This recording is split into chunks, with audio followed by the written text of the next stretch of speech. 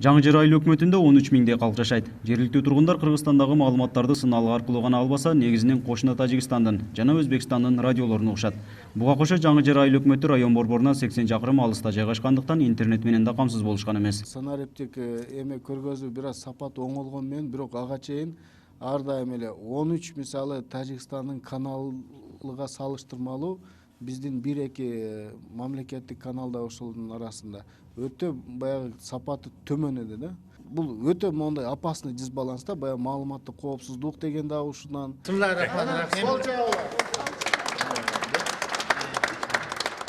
Калкты маалымат менен камсыздоо жана чек ара айылдарындагы жаштарга жумуш орундарын түзүү максатында жергиликтүү бийликтин демилгеси менен Ариет жаштар радио станциясы ачылды. Бул демилгени Жаштарды колдоо институту колдоп 600 000 сом акча каражаты жумшалды. Жакынкы күндөрдө конкурстук негизде радиого иштөөгө жаштарды кабыл алабыз дейт айыл өкмөт башчысы Саатбек Эгембердиев. Бүгүнкү күндө азыр уже жаштар, кыздар, балдар кайрылып атат, качан биз ошого жумушка орнотсок болобу деп. Но биз ойлойбуз, чын эле массалык маалымат каражатында иштеген балдарды ушул жерге бир күнгө чакырып, ошол балдар бизге конкурсту өткөрүп тандап берсе, анан биз ошол жаштарыбыз менен иштесек, себеби аларга кандай шык керек, кандай талапка жооп бериш керек, ошолор билет дейбиз.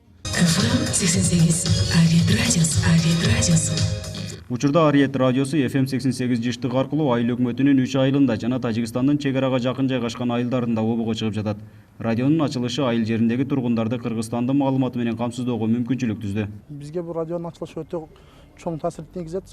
Биз чек арада тургандыктан, чек аранын тажик эмесинин көбүнчөсү балансында алып коет. Радио, телевидение бүт, мисалы КТР башка бүт Кыргызстандын радио, телевидениясы эмелери жакшы тартпагандыктан бул азыр бизге өтө чоң таасир тийгизип атат. Жаштарга айрыкча интернеттин начарлыгы ошондуктан бул радио азыр өтө ачылышы чоң эме берет бизге. Өзүбүздүн жаштар өзүбүздөгү эмени жаңылыктарды айтсын, анан кийин региондогу, областтагы, анан республикадагы, дүйнөдөгү жаңылыкты, өзүбүздүн жаштардын жаңылыкты уккандан кийин биз ошондо бир кичине буларга конкуренция болгондон кийин эми ар бир мындайча айтканда элде Ариет болуш керек да. Ошо максатта анан ушундай эмени сунуш кылганбыз.